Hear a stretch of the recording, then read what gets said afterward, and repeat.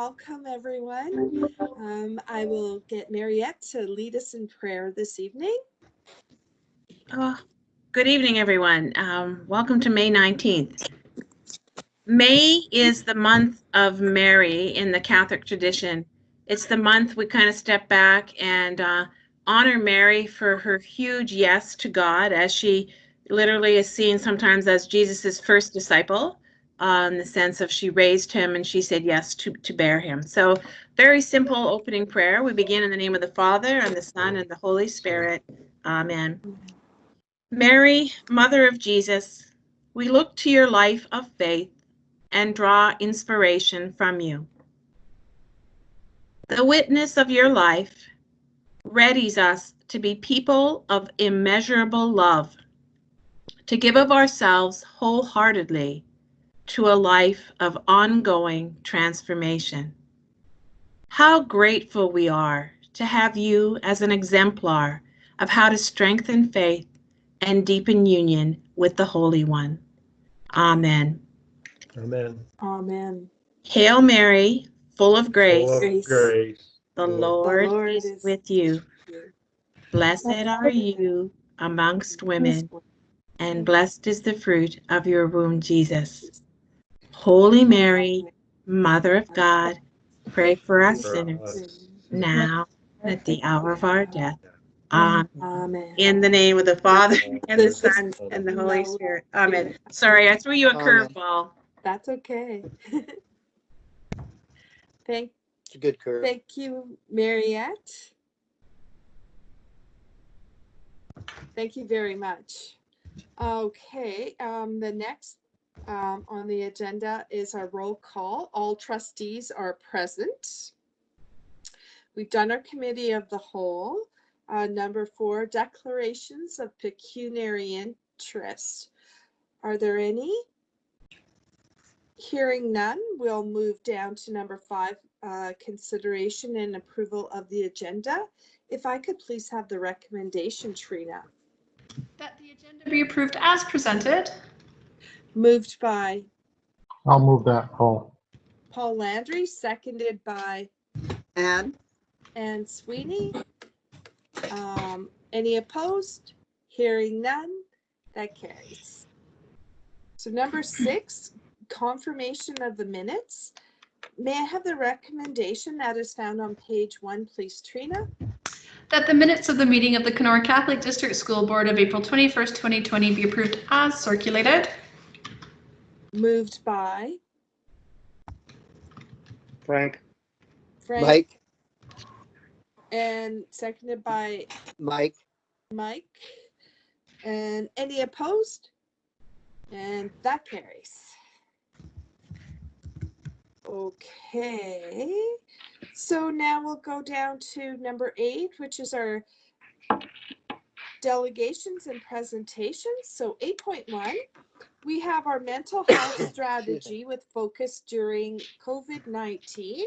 And our presenter is Sue Devlin. Good Hi, evening. Hi. Hello. I'm just going to share my screen. And as I always like to make a full disclosure that when I say in my house, be quiet, I'm doing a presentation. What it translates to for them is make as much noise as possible. So apologies for background noise. Okay, so I believe everyone has a copy of our mental health action plan for this school year in front of you. Tonight we won't be going over that in depth as we had to quickly shift gears and focus on mental health during a pandemic. But I thought I'd introduce you to the team, give a quick overview of the most common referrals we received, and then get into what we're doing during the pandemic. So we've been actually very fortunate to have staff that are, they have a very diverse skill set, strong clinical skills, and all of them actually have several, if not decades, experience in mental health. And I also must acknowledge that the momentum gained would not have been possible without the unwavering support of Paul White and Derek Haim. Our board is truly blessed to have leaders who recognize the importance of mental health and well-being. So an introduction to our team. We've actually grown quite a bit since my last presentation a year ago. So Jillian Williams is filling in for Kirsten's Russ mat leave in St. John. She is a student well-being coach. Amy Stamp joined us as a mental health worker in the secondary school. Amy's a social worker registered under the Ontario College of Social Workers and Social Service Workers. Ashley Creed joined us on May 4th. So she's a brand new addition, but did a placement with us this year through her Bachelor of Social Work. She was hired as a mental health worker at Pope John Paul Elementary School. She's also registered under the Ontario College of Social Workers. Leslie Creswick will be joining us in September 2020 as a mental health worker at Pope John Paul, another regulated social worker. Melissa King joined us in October 2019 as a student success advisor and attendance counselor. Melissa is also a regulated social worker. Natasha Savende has been with us the longest. She's a student success advisor and an art therapist registered under the the College of Registered Psychotherapists in Ontario. And Ashley Bryson, who is currently on maternity leave with twins, is a student success advisor for all Kenora Elementary Schools. She's an occupational therapist registered under the College of Occupational Therapists. So she's back with us in September 2020. So just to give you a quick snapshot of referrals we've received. So at the elementary level, the most common referral reason was anxiety. At about 27% of our referrals, the primary reason was the student was struggling with some sort of anxiety, followed by struggles with the ability to manage emotions or self-regulate when stressed or overwhelmed within the classroom. And the third one was students struggling as their parents may have recently separated or divorced. You'll notice at the bottom, I put a little asterisk. Students at risk of suicide, they're referred to our mental health and addictions nurse. So this is not an accurate reflection of students presenting with suicide ideation within our school board. It's actually much higher than this data shows. Red Lake, our primary referral was self-regulation and students who have experienced some sort of trauma in their life. And those actually can go hand in hand because a lot of the self-regulation we see is a reaction to perhaps a memory. So those are very interconnected. So I'm not surprised they're tied for number one, followed again by anxiety. And at our high school level, overwhelmingly, the number one referral at 29% was anxiety, but the third referral was school avoidance at 12%. And again, what we found was most of the school avoidance was linked to some sort of anxiety or worry, struggle with peers, worries about schoolwork. So we have a high percentage of students struggling with anxiety and mood at TA High School. And again, students at risk of suicide are referred outwards. So that number would be much higher within our board. That's again, not an accurate reflection of that. So the classroom groups we focus on, in all groups we provide are evidence-based, and the outcomes have been researched and proven to be the intended outcomes we want to see in our students. So we continue to offer the Friends programs in our classrooms. And the Friends program is designed to reduce anxiety and depression in students, but it actually is really good at building coping skills, what to do in managing stress. And that program is available for K-12 students. We did it in 7 classrooms this year. We also took on Random Acts of Kindness group. 3 classrooms had that as they reported they were having struggles with bullying within the classroom. And then the last one is the Kids in the Know. And this was a partnership with the Canadian Centre for Child Protection. And we actually did 30 classrooms for this program, which was quite the feat for us. And Kids in the Know is designed to teach children about real world and online safety. So what it highlights for kids is recognizing the behavior of a safe adult, right? Because safe adults don't actually look a certain way, they act a certain way. So teaching them behavior. So for example, would a safe adult ask you to go find a puppy? No, because safe adults ask other safe adults for help. They don't ask children for help. Or teaching parents to avoid the term like stranger danger, because what we know is kids are statistically, kids are most likely harmed by someone they know. It's not strangers hurting children. So really giving parents and kids the tools and skills to manage in what is now becoming an online world.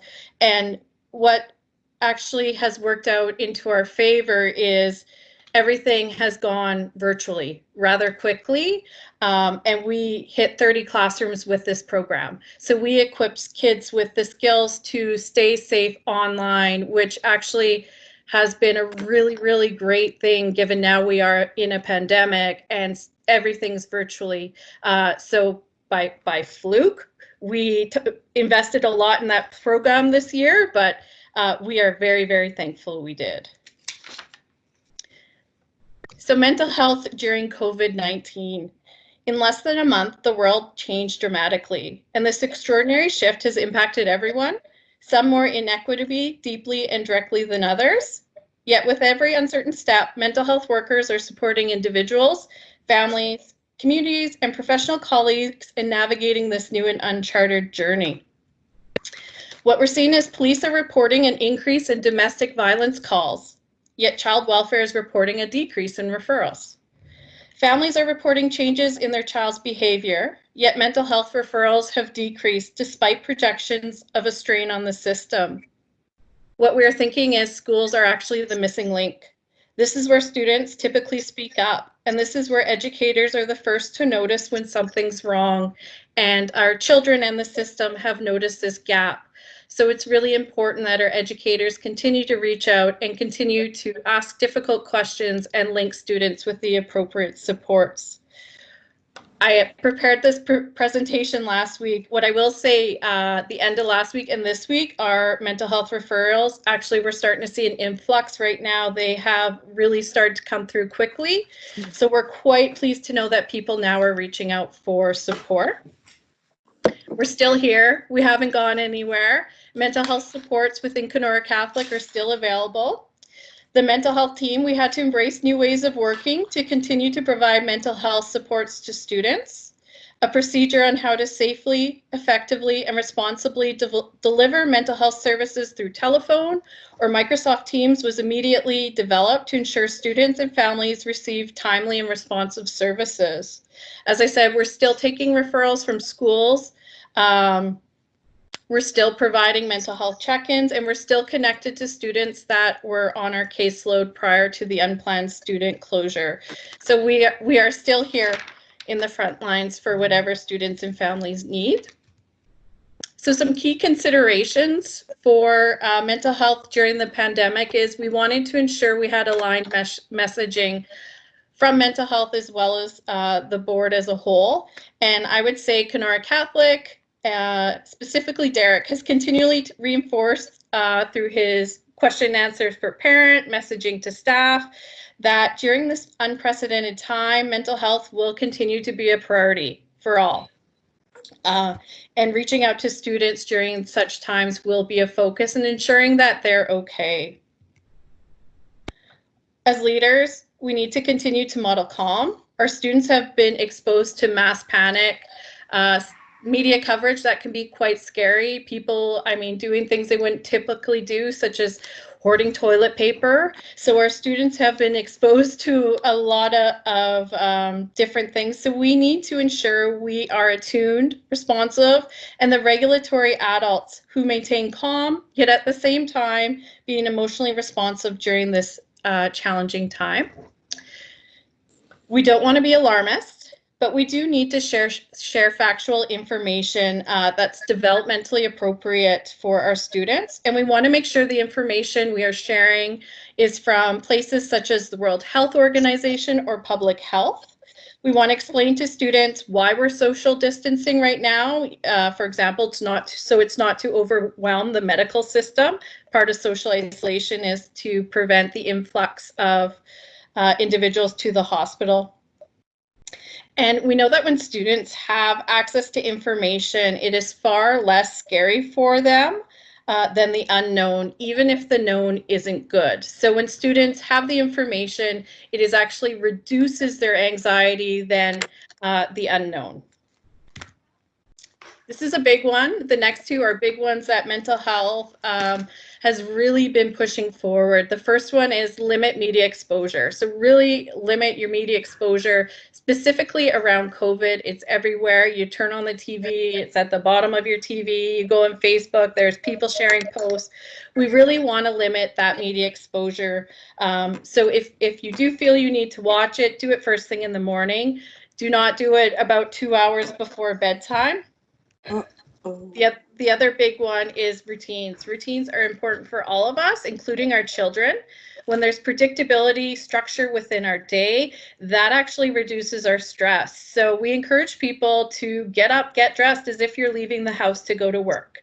Have lunch at when you would have lunch. Have supper when you would have supper. Have regular bedtime. Set aside maybe 2 half-hour blocks in the morning or in the afternoon for when your kids will do their homework. So having routines in the day is a great thing for lowering stress levels. We cannot forget our vulnerable or marginalized populations. So while the governments across the country, they've rushed to respond to this crisis by investing in social programs and financial assistance, when we've reached the other side of COVID-19, those special programs, they absolutely have to stay in place. As we know, societal inequities existed before the crisis, and they're not going to disappear on their own. Job loss, sense of security has been lost, we've been isolated. This is going to have impacts on all of us, but such impacts might be more significant for others. And during a time like this is when we're really going to see the fractures in our system, and we have to ensure we are reaching out and supporting our most vulnerable students during and post-pandemic. Take care of yourself. A dysregulated adult cannot regulate a dysregulated child. When we take care of ourselves, we're much better able to manage stress and deal with stressful situations. And we want our staff, family, and students to be well. So self-care is a priority during this time. And this will be the tip of the iceberg. We don't know what's going to happen post-pandemic, but we do know this is the tip of the iceberg, and we've been hearing references to mental health being the second pandemic. So I believe mental health supports will be the backbone of recovery, and I believe with our current mental health team, because come September we'll be at full capacity, we are going to be ready, willing, and able to rise to the challenge. We're anticipating a surge in mental health supports being required. We continue to work closely with our community partners to ensure we're working together and collaboratively, and we're ready to jump in when school starts. Other supports that have been available is we have the weekly mental health minute newsletter that goes out system-wide on a variety of topics related to mental health during the pandemic. Megan Darward also provides tips for staying active and healthy, and our PBIS lead, Sarah Pizer, provides tips as well in the newsletter. Our website, on our Kenora Catholic website under mental health, there's a COVID tab there that has up-to-date information on parenting through COVID, supporting children through COVID. We try and update it weekly to make sure we have the most current practices up there, because this is brand new to all of us. None of us have ever experienced this before, so we are continually learning and continually finding out new information. We offer a weekly mental health question and answer session through Teams for any staff interested. They can join, ask us questions about mental health. If there's a topic they want to learn about, they send it to us in advance, and we do a short presentation on that topic. So that's been weekly. We continually be available for consultations, system navigations, whatever schools or educators need during this time. And of course, we are planning for the return to school. And ensuring equity is at the forefront of all we do, as the social determinants of health will have a direct impact on health. And we're going to see huge gaps in that area, again, with financial losses, social isolation. And we're ensuring our staff is ready to respond for what we are predicting will be a very busy school year next year for the mental health team. So that is what we are doing at a glance. And I'm wondering if anyone has any questions. Trustees, any questions of Sue?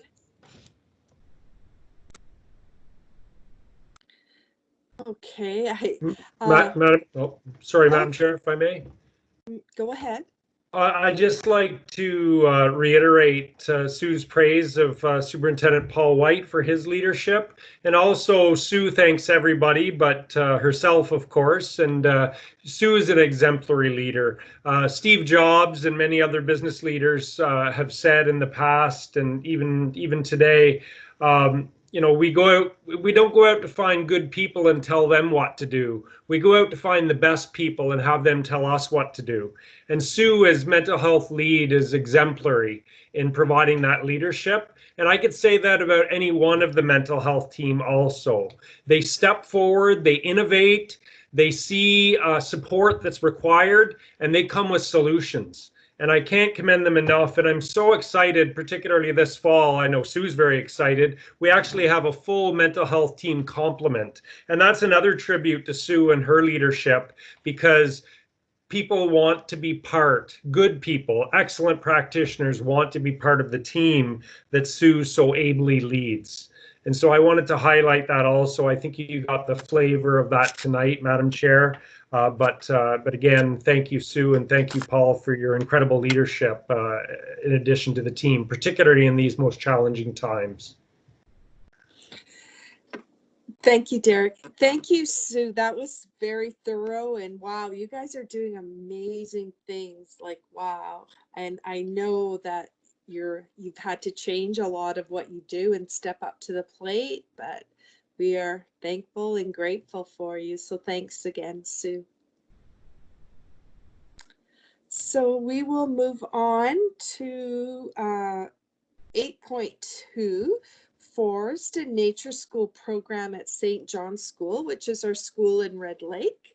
And I believe we have Karina Glacier, the principal of St. John, and I think she has a couple of students with her as well.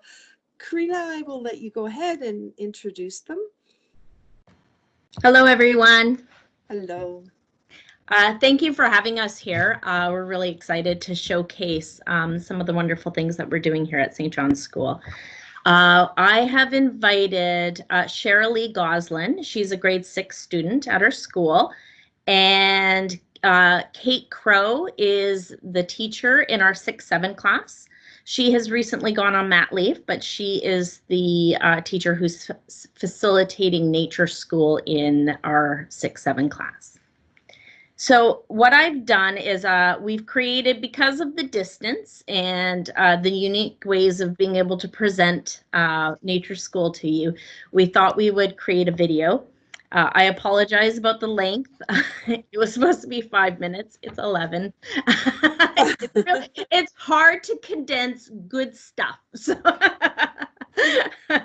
and then we're hoping, if you had any questions, that Shirley and Miss Crow would be available to help with that. Okay, so just before I start the video, I just wanted to, we had an opportunity to have a teacher join the Forest School of Canada, or the Child Nature Alliance, to become a Forest and Nature School facilitator.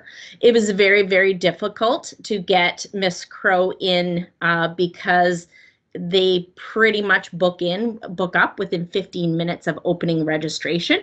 And we actually was able to get her into Kenora last summer after being waitlisted. So it's a very competitive area, and Ms. Crow was selected based on her her drive for the whole child, as well as the great outdoors, the love for the great outdoors.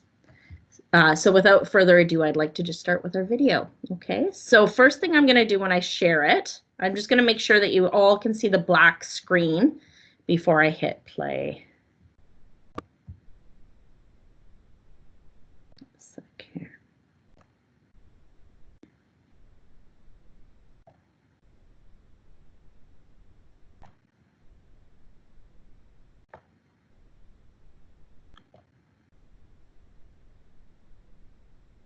So if someone can let me know when you see the black screen come up. We can see it, Karina. Yep. Okay. Yep. I'm going to have to do one thing real quick. I have to back out because if I don't save it, I have to enable it for the sound. And I did not do that. Dawn would have corrected me on that. Okay, I'm going to hit play now.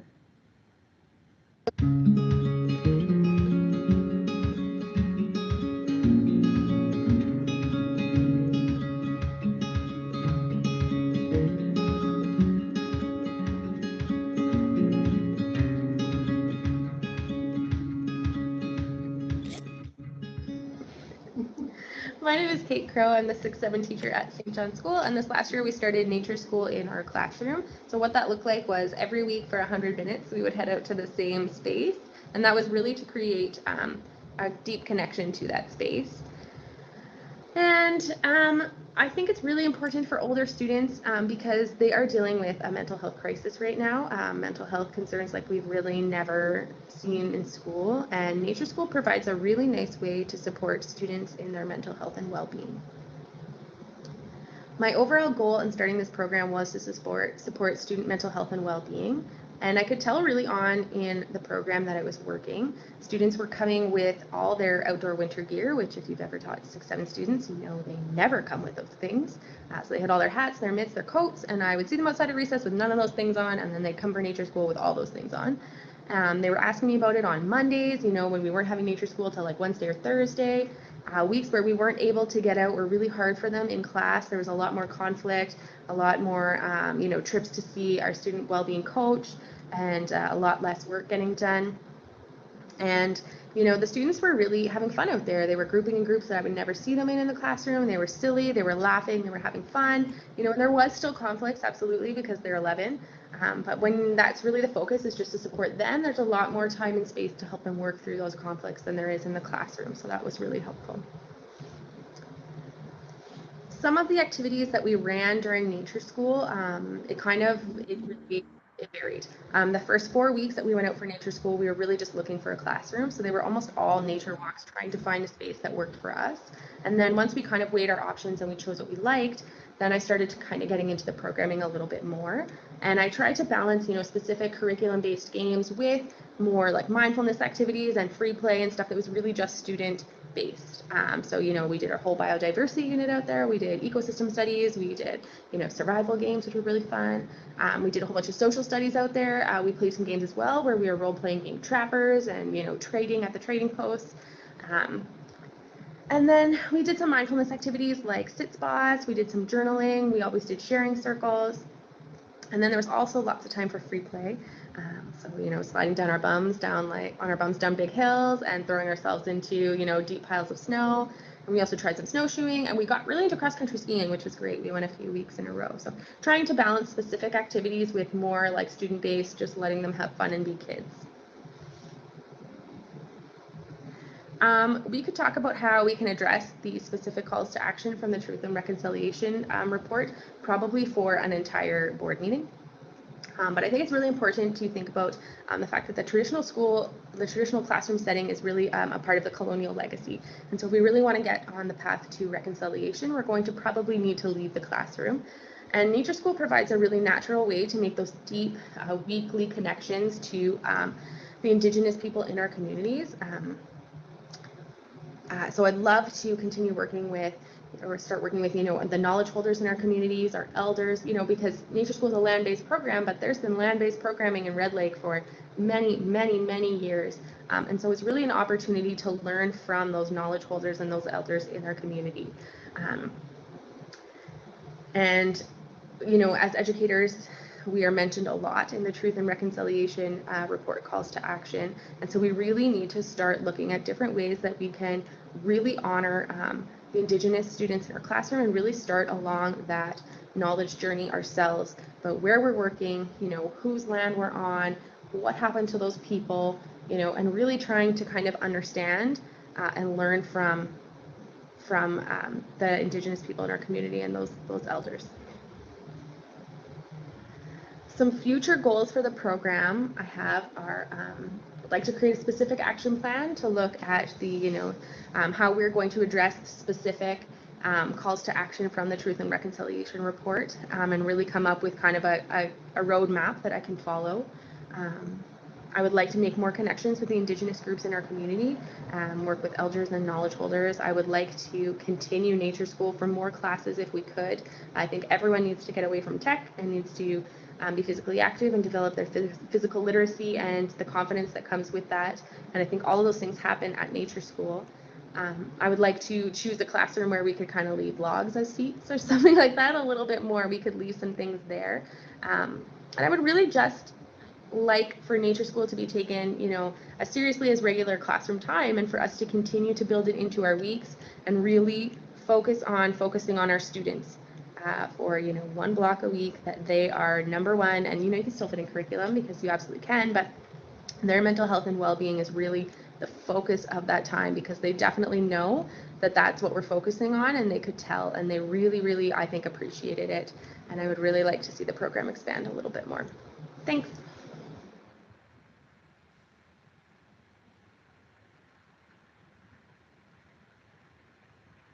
In Nature School, some of the activities that we did was snowshoeing and hiking and exploring.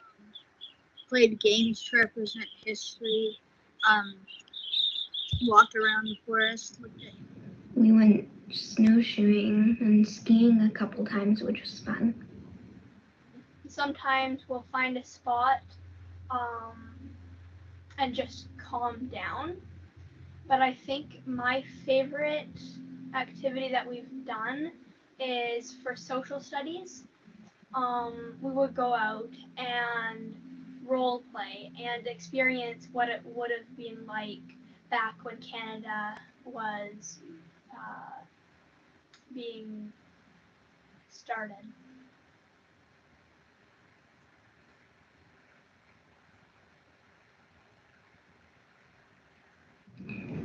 Instead of being inside and learning about nature, you're outside and learning about nature.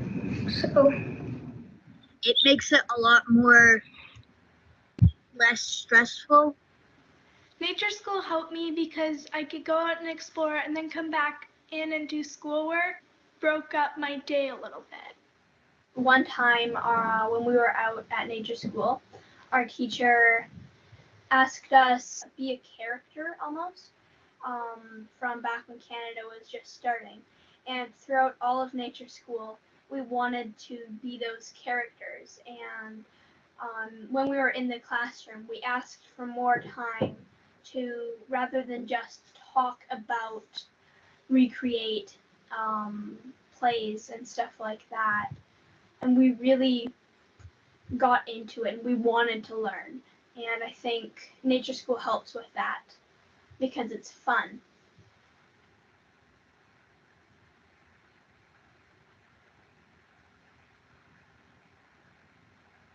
I think Nature School is different from learning in the classroom because there's lots of space where we can have fun, and it's just calming to be outside. Nature School is different from regular class time because in class you're doing work, and when you're outside you're exploring and getting fresh air, and it's just a change of scenery. If you're learning in the forest, that's just less stress being put into your work, and less stress, you can think more clear in the forest, and you can probably get your work done faster. because you're outside and learning and doing it hands-on.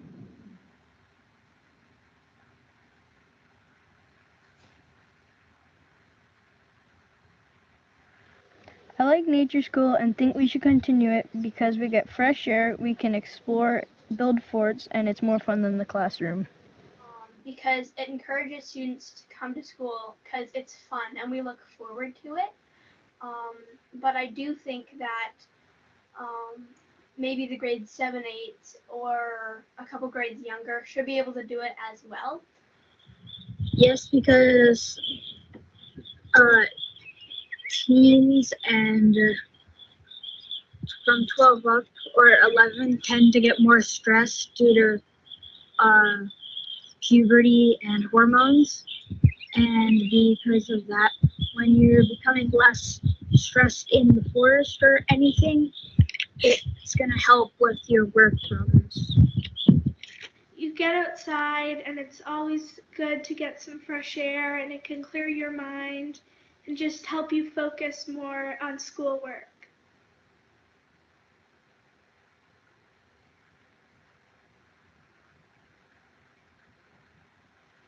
In the future, I would like to see us going out there a little bit more often and maybe exploring a little bit more, like new things like tracks. More hands-on stuff, like canoeing, fishing, whatever. It would be fun to have like more games to do with the entire class. I want to be able to set up a tent, have a fire, maybe cook things outside, just have fun for longer rather than going out there for one block.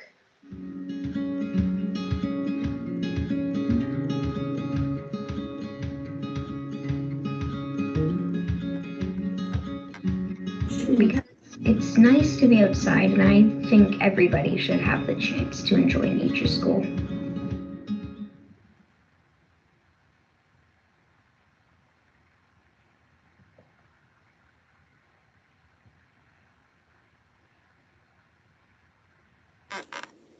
Okay, are we back?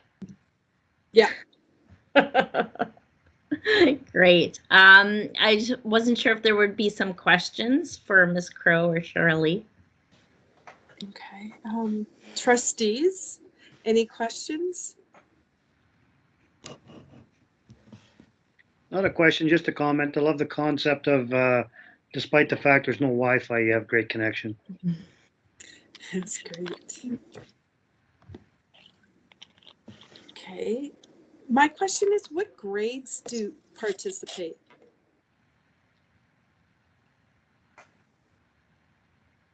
So I'll speak to that for now, and if anybody wants to add on. At St. John's School, we have our kindergarten class, runs a partnership with Firefly for Nature School, and we really felt it was important to try to expand it to the older students. So this year it was the 6-7 class that we were doing it as part, and that went with some of your training, right, Ms. Crow? Mm-hmm. Yes, there's a practical portion to the training as well, so that was the practical portion. Great. Trina, can you see if there's any more questions out there?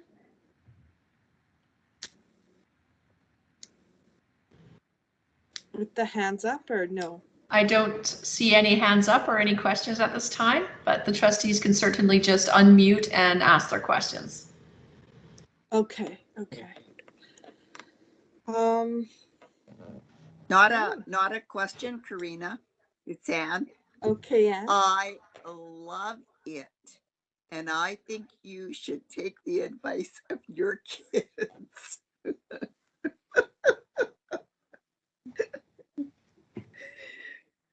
Great. So, Shirley, you have been in the program. Is this the first year or the second year? This is my first year doing nature school because I only moved here 2 years ago, I think it was.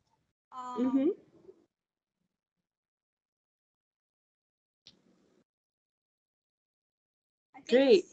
And you really enjoy it? You think we should expand it? Yes. I think other classes would enjoy it. I'm pretty sure one time 7/8 did go out and do training outside. And the younger class, I'm pretty sure it was 3-4, has come out first time we did it, and they were out there with us. But I think we're the only ones other than kindergarten that actually do nature.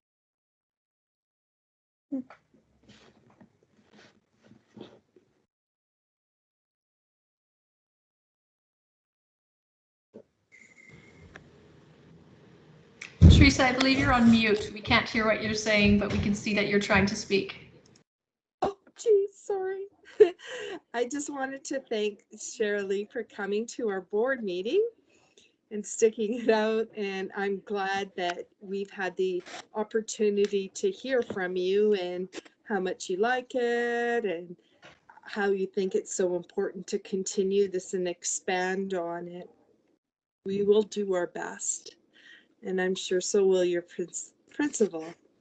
Okay, so if there's no further questions, just a big thank you to you all.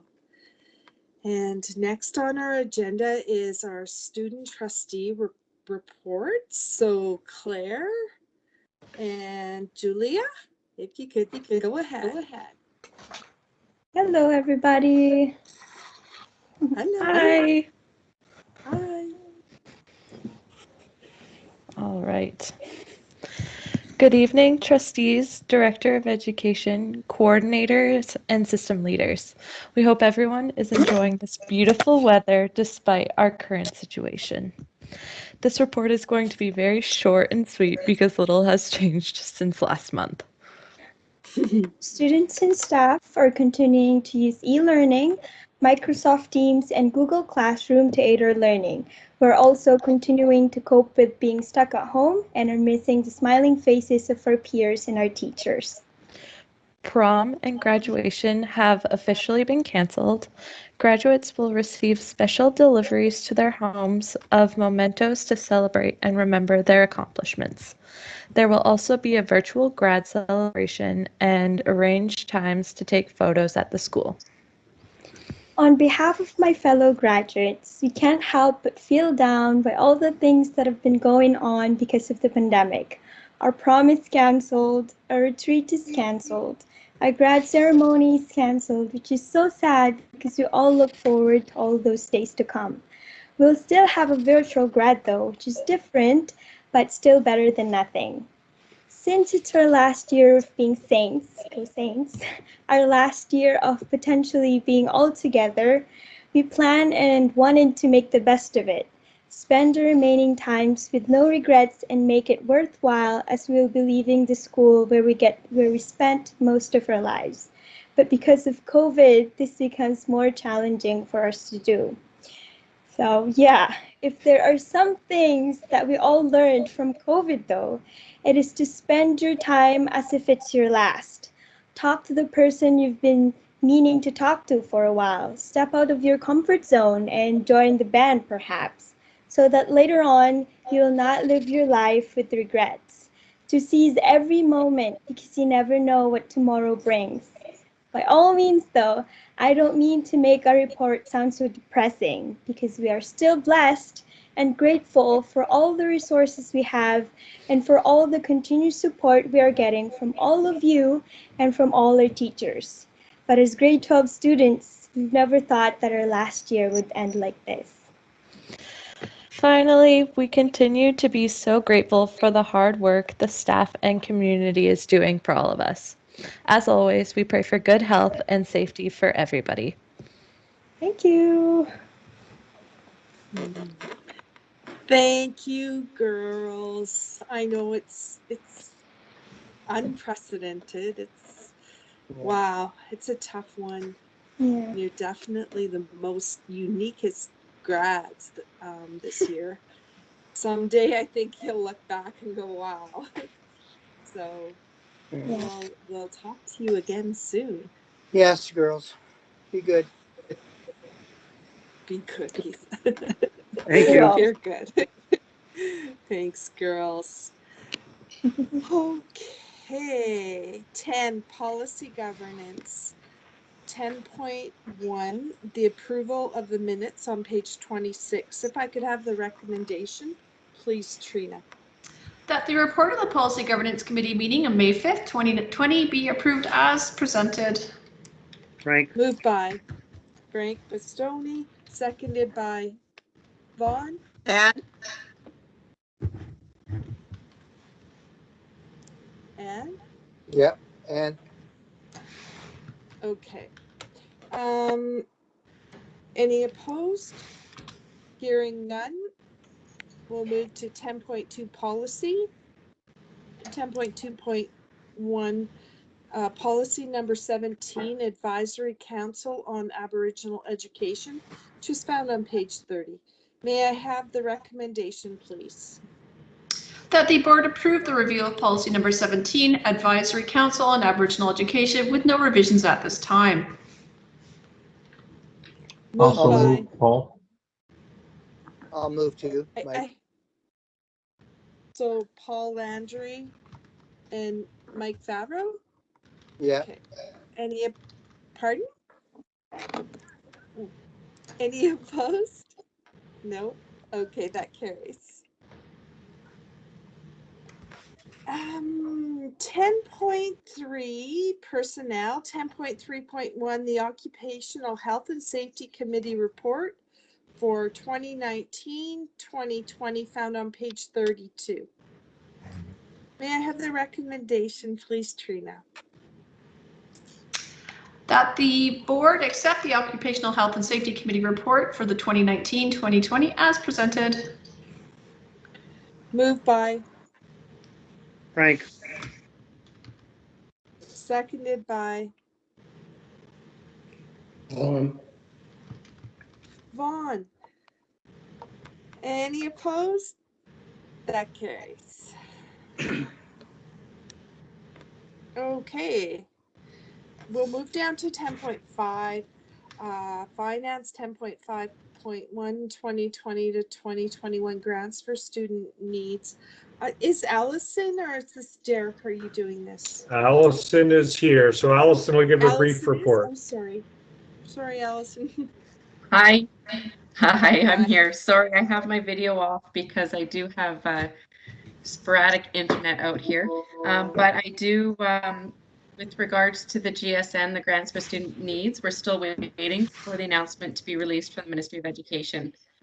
It's been very busy for them on their end with everything that's going on as well. So we hope that we will have some information sooner than later.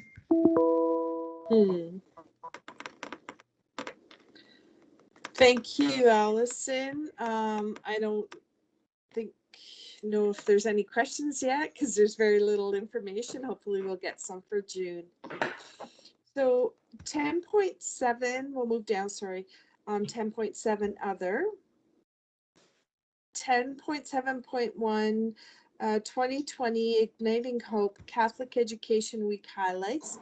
They're found on page 34. Derek, can you comment, please? Absolutely. Thank you, Madam Chair. And you'll note on page 34, it says Catholic Education Week 2020, a virtual peak. And that was meant as a double entendre, because even though we're in a, somebody got that. I usually have a tough audience, but I got a couple of chuckles. So definitely it's a peak, P-E-E-K, and the look, but it's also, this is a highlight. And even though this year it was a little different, I'm so proud of our students, of our staff, of our families for how we celebrated Catholic Education Week. And you can see some of the evidence, the lesson plans, the read alouds that so many families took advantage of, so many teachers virtually and live at home. Emmanuel's Dream, I Am Human, Imagine a World, taking the spirit challenges that each school embraced so greatly. Our Monday challenge, Connecting Hope, make a connection, and the end of the Forest School presentation really highlighted that. You get up in nature and you make a connection. I thought that was beautiful, and Frank highlighted that too. The Tuesday challenge, sharing images of hope, and so many students and families shared those images. Wednesday challenge, Hope Among Us. Feel the music, the singing and dancing, which is so important. Thursday, Sharing Hope, reaching out to our seniors that so many have done.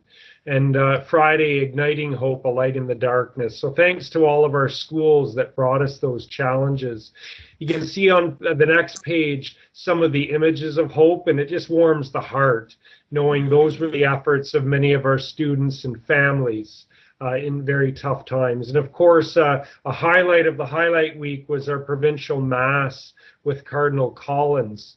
If our hope rests in Christ our Lord, nothing can stop us. We are called and sent and strengthened by being a part of Christ's mission. Hope deep in our hearts, ignited by God, helps us to ignite hope in others. And Cardinal Collins said, go deep with what is important. And those things are found in Scripture, and we're reminded to go there.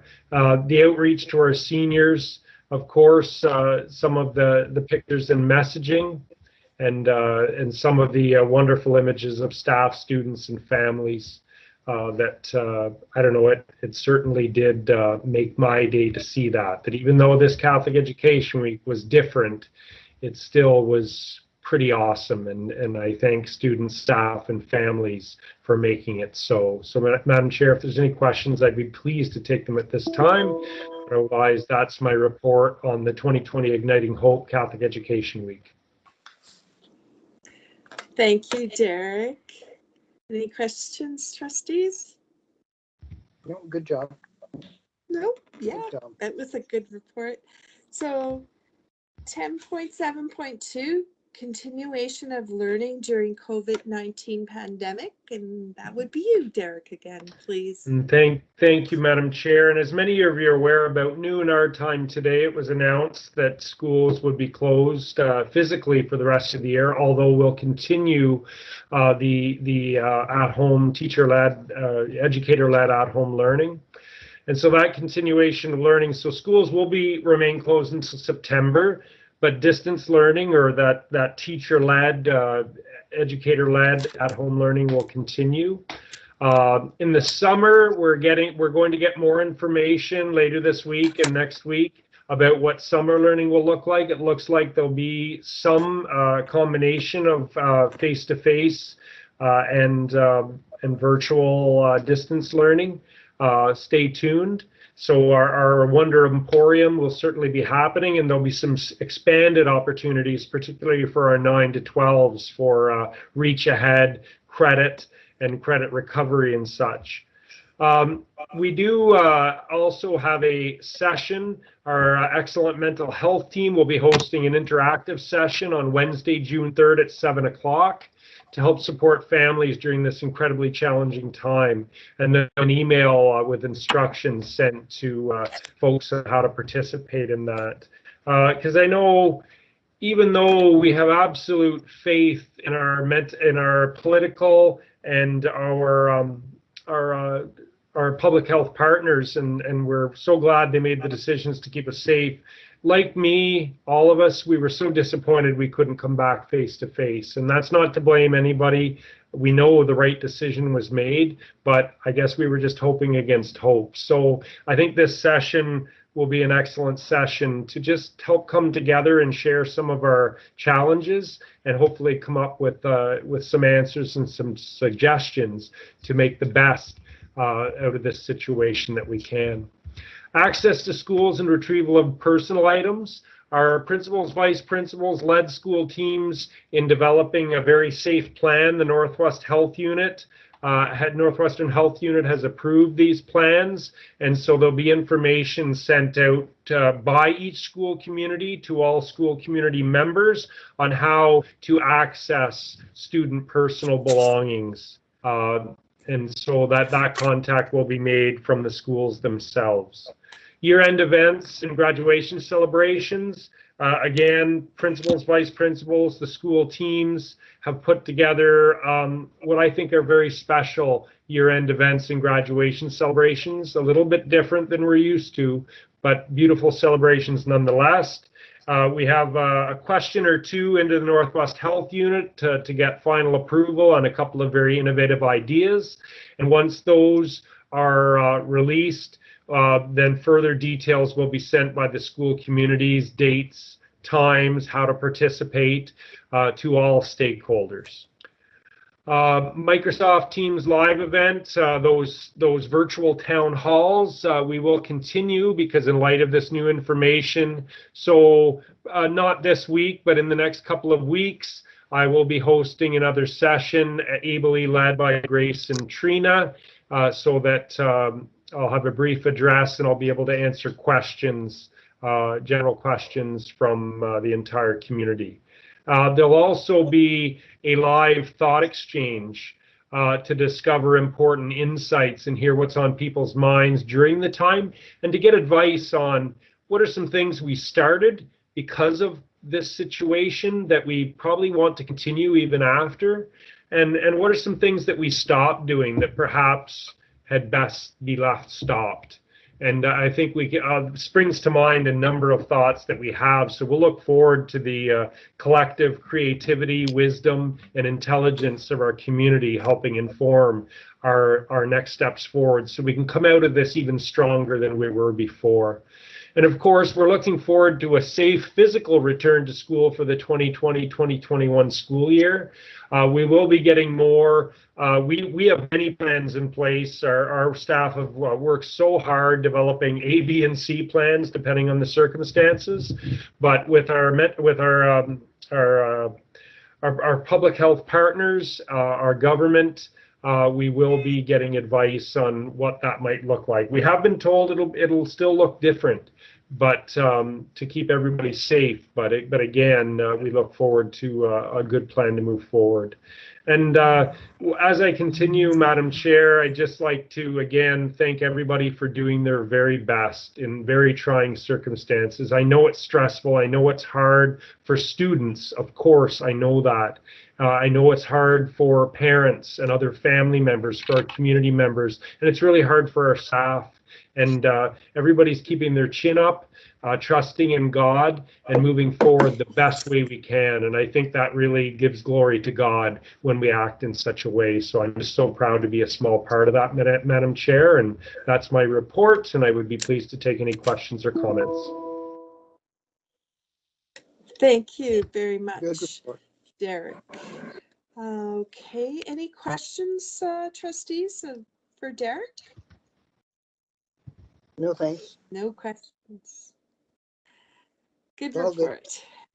report. 10.7.3, the Special Education Advisory Committee report. Please, Anne. Oh, me already. Yeah, it's you. Okay, so this is a report from the SEAC meeting of April 17th, held on the Teams platform. And I want to just reiterate what Karina said. It is hard to condense good stuff, but I will try. So we started the meeting with questions from our members. And some of those questions included what is happening with the nutrition program? What about iPads for schools who could not afford them? Student grades if there's no return to school. Is there much feedback from parents? And then the ministry mandated online learning credits. So those were some of the questions and concerns that Derek so admirably fielded with responses that I'm sure we already have the responses to. Then from Firefly, Joelle Willett reported that they are at Firefly are making use of Ontario Telemedicine Network, the Zoom and the Seesaw platforms. Firefly clinicians are making video clips of rehab strategies to share on the Firefly Facebook, on Instagram, and on the YouTube sites. And PD sessions to offer in a virtual conference format are set to begin in May. So that's what Firefly reported. Kenora Association for Community Living, Angela reported that support for families receiving children's services can be offered by phone or video. There are parent Zoom groups hosted by consultants. There are weekly meetings with their teams to explore employment interests and skills activities. There was a report from all of our schools, an update from all of our schools. I will not go into detail. It is 7 pages long. That just gives you an idea of what a wonderful job all of our schools are doing in providing online learning and support to parents and students in this very difficult time, of concentrating also on students' wellness as well as their support. And then from our coordinator in Andrea's report, she told us the 2 EAs are presently completing a 40-hour online registered behavior technician course for educators through the Geneva Center for Autism in Toronto. And instructional teams are developing innovative ways to support students with special education needs. And that is the end of my report, Madam Chair. Thank you once again. I enjoyed the meeting this afternoon. It was great to see all the supports that they have during these COVID times for all our special needs students. So thank you. Number 11, Committee of the Whole, the recommendation, please, Trina. That the board accept the report of the Committee of the Whole and all recommendations contained therein. Moved by Mike. Mike Favreau, seconded by Anne Sweeney. All in favor? I mean, any opposed? Hearing none. We'll move on, and you will see the list of meetings. Our next policy governance meeting is on June 2nd. That begins with our Catholic Parent Involvement Committee year-end report. So that meeting starts at 5. And our next regular board meeting is on June 16th. And then, sorry? It's Frank here, Madam Chair. I'm just wondering, Yes? under trustee travel, professional development, could we add the virtual AGM for OCSDA to that? Oh, sure. Maybe Trina doesn't know the dates, but June 27th. yes, June 27th. Is it 8 or 9 a.m.? I can't remember. 8 a.m. our time. 8 a.m. Yeah. And it's on June 27th. Okay, so Trina, we'll get Trina to add that to the next. Great, thank you. You're welcome. CCSDA is also on something. Yes, it's gone virtual. That invitation just came out for a virtual meeting for that today, I believe. Yeah, we'll get the date and time to Trina then. Okay. And then just the reporting deadlines. And that brings us down to number 16, adjournment. May I please have the recommendation, Trina? That the meeting adjourn at 8:03 p.m. I'll move that, Moved Paul. by Paul Landry. Second? I'm sorry. I didn't hear anyone second that motion. Frank. I guess they want to stay. Frank. Pistoni. Okay, thanks, Frank. Any opposed? Hearing none. Thank you very much for the meeting. Good night, everybody. Thank you. Good night, everybody. Thanks, everybody. Good night. Good Good night. night. Thank you. Night, girls. Thank you. You're welcome. Good night, everybody.